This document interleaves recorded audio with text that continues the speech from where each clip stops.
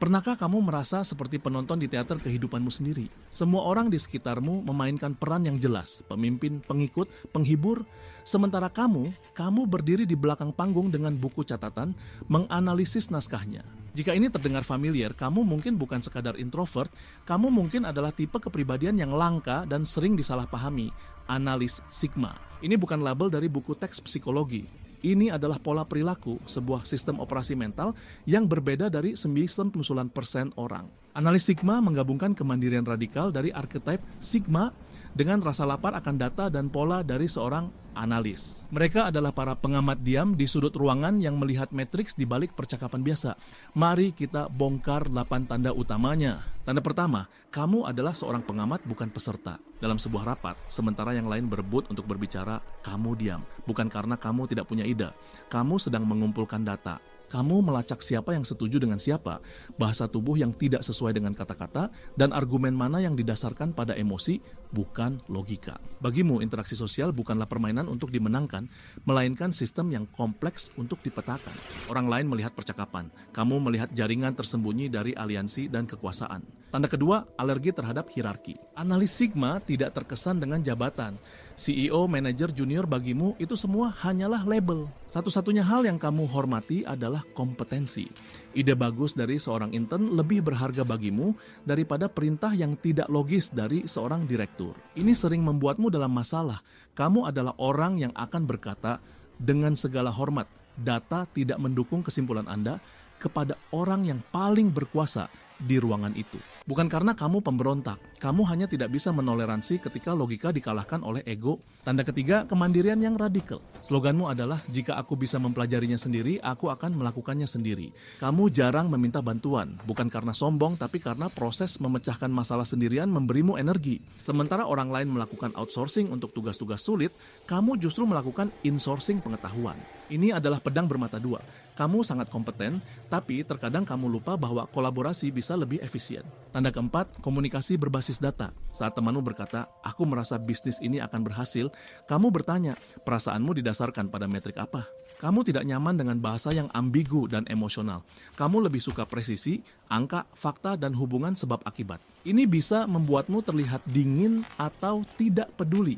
Ketika seseorang curhat tentang masalah mereka, respons pertamamu bukanlah simpati, melainkan analisis untuk mencari solusi. Kamu menunjukkan kepedulian dengan cara memecahkan masalah, bukan dengan validasi emosional. Tanda kelima, lingkaran sosial yang sangat kecil dan mendalam. Analis sigma tidak memiliki 500 teman di Facebook. Mereka mungkin hanya punya 3 orang yang benar-benar mereka ajak bicara. Kuantitas koneksi tidak berarti apa-apa bagimu. Yang kamu cari adalah kualitas bandwidth intelektual. Kamu bisa menghabiskan waktu berjam-jam dalam keheningan yang nyaman dengan seorang teman hanya karena kalian berdua tahu kalian beroperasi pada frekuensi yang sama. Obrolan ringan adalah siksaan bagimu. Itu seperti menjalankan perangkat lunak usang pada superkomputer. Buang-buang daya prosesor. Tanda keenam, pola adalah segalanya. Kamu memiliki kemampuan bawaan untuk melihat pola di tengah kekacauan.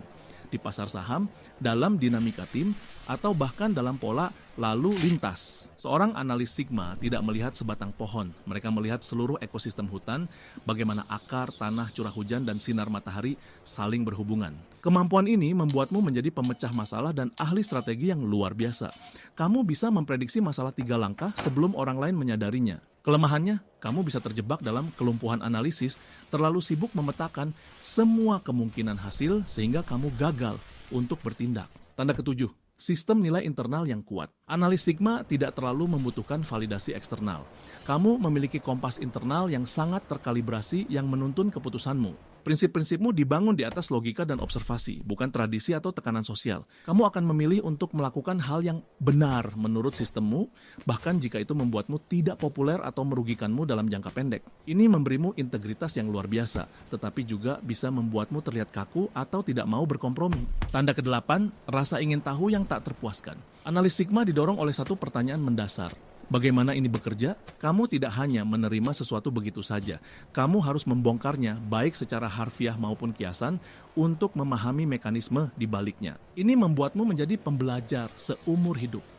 Kamu mungkin memiliki pengetahuan mendalam tentang topik-topik yang tampaknya acak, dari komputasi kuantum hingga pola migrasi lebah madu.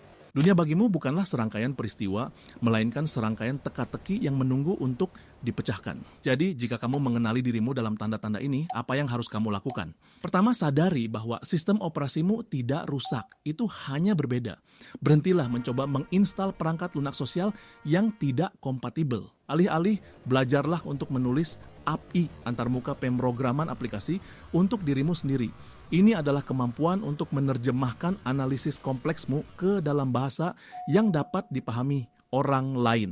Latih dirimu untuk mengatakan, saya melihat pola yang mengkhawatirkan di sini daripada melontarkan 20 menit data mentah. Latih dirimu untuk memulai dengan kesimpulan, lalu tawarkan data jika diminta. Kedua, pilih lingkunganmu dengan bijak. Kamu akan berkembang dalam peran yang menghargai pemikiran mendalam, strategi, R&D, analisis data, atau pekerjaan lepas yang memungkinkan otonomi. Jangan paksakan dirimu masuk ke dalam peran manajemen orang atau penjualan yang membutuhkan interaksi sosial terus-menerus. Itu seperti menggunakan superkomputer untuk menjadi penopang pintu. Terakhir, pahami bahwa dunia tidak akan selalu mengerti dirimu. Dan itu tidak apa-apa. Orang mungkin akan menyebutmu aneh, penyendiri, atau terlalu serius. Anggap saja itu sebagai bug dalam perangkat lunak mereka, bukan dalam perangkat lunakmu. Kekuatanmu bukanlah dalam memenangkan kontes popularitas, tetapi dalam melihat kebenaran yang terlewatkan oleh orang lain, dalam memecahkan masalah yang dianggap mustahil oleh orang lain. Jadi, rangkul analis internalmu, asah kemampuan observasimu. Dan ingat, di dunia yang penuh dengan sinyal yang bising, para pengamat yang diamlah yang seringkali mendengar melodi yang sebenarnya.